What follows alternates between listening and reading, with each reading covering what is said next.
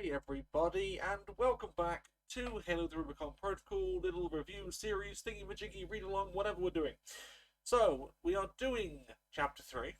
They don't really have names, so it's just Chapter 3. So if you haven't read it yet, pause the video, or close the video, whatever you want to do with the video, and then go read it, and then come back. And we'll carry on. We're going to carry on. So, honestly, this chapter was a whole lot less going on compared to the previous couple. This time we are on the next day now. We're on December the 13th, whereas the previous two chapters have been on December the 12th. Specifically, this is 6 hours after the events of Chapter 1. People have crashed, and it's 6 hours after that, so 6 hours after Chapter 1. And we've been following the people in Murphy's Bumblebee for this particular chapter. We haven't really heard a lot about what's been going on with those guys. The last thing we heard was that they got hit by weapons fire, I think it was, or they got hit by something in Chapter 1, and they span out of control, and that was it. We had no idea, are they alive, are they dead, what's going on with them. I was hoping that Murphy was alive, and this chapter has revealed what actually happened, or at least what happened to the people after they hit the Halo. Yeah, so when they got hit, the back part of their Bumblebee was sheared off, along with two other passengers inside, which we don't know if they're dead or not, but let's face it, the chances of them surviving something like that aren't exactly great. So probably KIA, but not confirmed. So of the people who are injured, we've got that one of them is severely wounded, two of them are dead, and two of them are missing. The Bumblebee itself crashed in a ravine, got wedged, and the people on board have absolutely no way out at all. They are completely trapped, which, if you think about it, is a very horrifying experience, because they're stuck in there. Limited supplies, they can't get out. They've got air, because there's a gash in the side of the pod, but that's about it. Not enough for them to climb out of. There could be an enemy territory. They can hear artillery cannons going off. I have no idea who's out there. Are they alone? Are they the only survivors? The thoughts that would be going through your head in that kind of situation would be horrific, I would imagine. And they do go into some of the stuff with the characters. We'll get onto that in a minute. Specifically, it said that they have 1 week of rations left for everyone on board, so they need help within a week, or they are screwed. I mean, they did mention they've got the 2 corpses, so if you want to get really dark here, I guess you could resort to cannibalism, but I don't know if we're going to go that far. I'm doubting we're going to go that far. Yeah. So anyway, they made a makeshift communications array, specifically a new character called Cameron. We'll get onto exactly what characters we've got in the chapter in a minute as well. And they managed to contact UNSC forces, but it's been quite a while that they've been trying and no one's really responded, so it's kind of a miracle that eventually a Spartan manages to answer them, Thomas Horvath, which again we'll get onto in a minute. And pretty much the entire chapter is everybody hopes he'll arrive, and we don't know if he does by the end of the chapter. It's very much been a character building chapter, introducing some new characters rather than a plot intensive chapter. Because that's pretty much the events that happen. That's it. So I have plans to split this video into little sections and things. I got some feedback on this and thought it was a really good idea. I could split it into like a character section, the main plot sections, go into details on like the weapons and technology, species, that kind of thing. But since not really any of that really happens in this chapter, we're just going to keep it simple and just keep it as it is, and then maybe next chapter we'll start splitting things up a bit more. So the characters, some of them we've already met before, some of them are brand new to this chapter. In no particular order, we've got Lucas Browning, who was the combat medic, which was mentioned, talked about, that's where we actually met him back in Chapter 1. But we didn't really find out much about him. We still don't really find much about him in this one, other than he is apparently 25 years old. And he definitely has kind of like PTSD or something going on, as you'd expect after all the crap they've just gone through.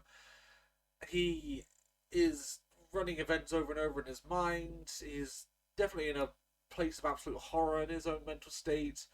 And I really do feel bad for the guy, but he is trying to focus up. He's trying to focus on his job, trying to make sure that other people live. And I think that is what is keeping him sane right now. And the most important talking point here is TJ Murphy.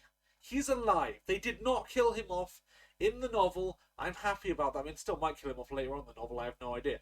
But at the moment, he's alive. I'm thrilled to hear that because I actually really love his character. And long may he be in Halo. So he does mention during this chapter that he's been working with Spartans for a long time. I'm assuming that is a reference to Spartan Ops, which is set in early 2558, whereas this novel is late 2559, so he's been working with Spartans for around 2 years. I assume that he impressed Fireteam Crimson to the point that he ended up getting assigned to other Spartan deployments, because he's one of the pilots that can actually handle the higher risk Spartan missions, which is something you really want in a pilot for Spartan missions. And we've also got Isaiah Cameron, who is a male ensign. Seems to have technical skills as well, because he's the one who built the transmitter that they used to contact the Spartan earlier on in the chapter. They're also around 25 years old as well, because they had a little comparison between their ages. And my favourite line out of this entire chapter, I have to say, is his one of, "If there's a button, I know how to press it." Taking the piss out of other people having all these skills and things. So I'm like, that kind of is taking the piss out of the games as well, I feel. Because a lot of the time in the games, especially the 343 era, it's been go to button, press button, move on. So, yeah, there's lots of button types in the Halo universe, and people know how to press them all. So I love that. We've also got someone called Kinney. I think that's how you pronounce it anyway. I hope I'm pronouncing this correctly. I have no idea. I'm terrible with names. They are a private. They are female. They are injured. Unable to speak. And by the sound of it, very unfortunately, they only have a few hours left to live. So I'm assuming their character isn't going to be vital in the main plot going forwards. But it really does suck to be them. We've also got Robin Dimmick, who is another female Marine, by the look of it. Grade 3 concussion, which is not ideal. And obviously going on, probably what caused the concussion was a massive forehead gash. She got 2 black eyes and a busted lip.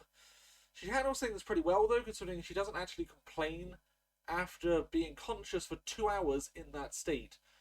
If I was conscious for 2 hours with my lip completely screwed, my eyes blackened, and a giant gash in my forehead with an absolute bastard of a concussion, I think I'd have bitched about it. I do not have a tolerance for pain.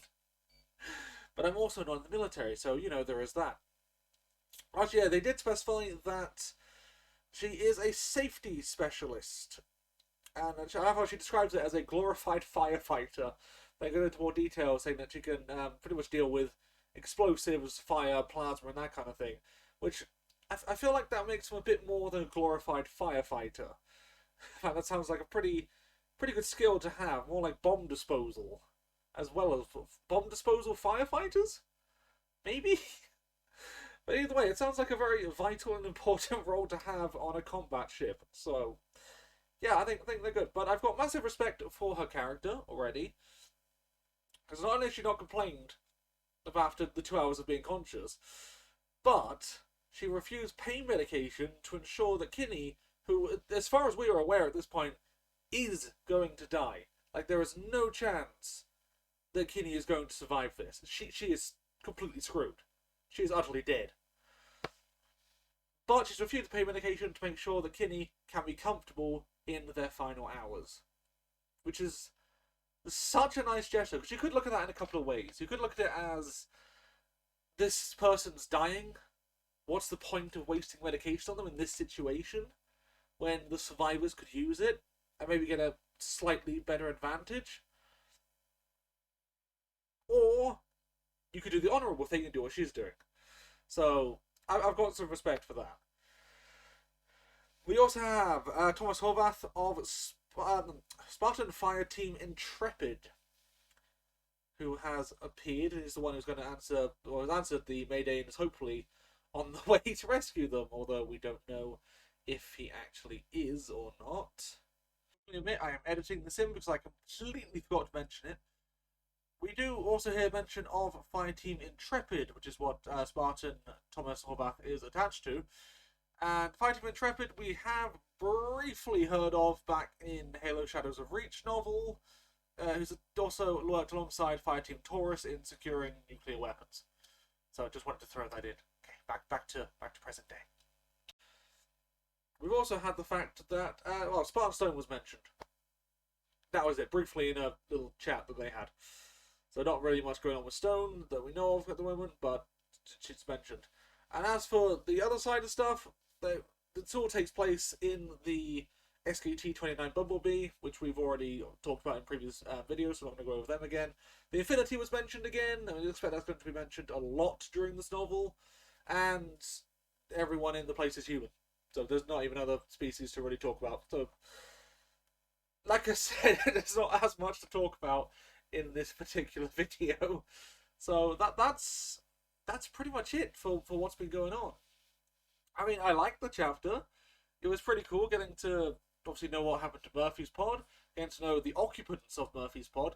We're getting a lot more characters in this than I was expecting. I was mostly expecting this to be based around the Spartans and just what they were, doing on Zeta Halo before Halo Infinite. But it's nice that we are getting things from other perspectives as well. So I think it really fleshes out the world a bit more.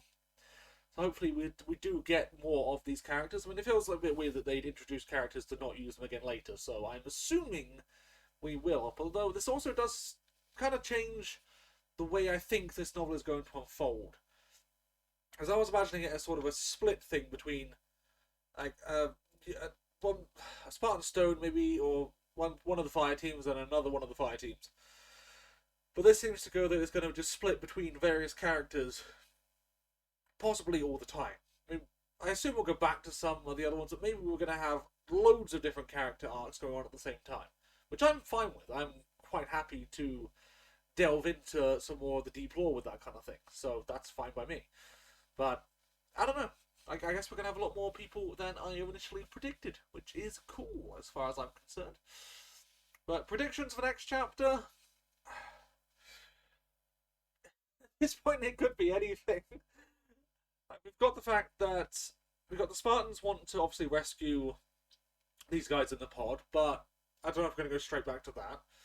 We've got the other Spartans that want to go and take out the artillery, which I assume is the same artillery they are hearing. It could be different, of course. We don't actually know specifically where they have crashed. Because if they crashed within range of the other ones, then surely like Stone, etc., would have heard their mayday and answered. But instead, another Spartan has had to get in touch with them. So it's possible they are further out and these are different artillery pieces, although artillery is loud. So it could still be the same one. I don't know. Also, I know my chair squeaks. I need to stop moving in it while I'm recording. I did it again.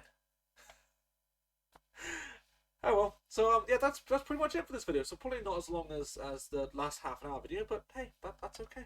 They're not all going to be long ones, I suppose. So I'll try and get chapter 4 done for next weekend again. There is going to be a period of time where I'm not going to be able to record as much, especially like the more demanding processing stuff. So there may be a bit where I do more chapter reviews, but also I'll let you guys know about that next week, because I'll know more about what's going on by that point. So we might get a few more, maybe 3 or 4 chapters done that week instead of just the one, which will be good to try and get through some of the novel. Yeah. So thank you very much for watching, everybody. I really appreciate you taking the time to check this out. Leave a like if you liked it. Leave a comment if you want to talk crap. I don't mind. And subscribe to the channel if you haven't already. It's good. We get a couple of new subscribers. It's nice. We've hit the 80 mark. We're going up. So it's nice. It's exciting. I've been wanting to hit 80 for a while. So personal accomplishment. Yay! See how high we can get it. Yeah, until next time, everybody. Thanks for watching and take care.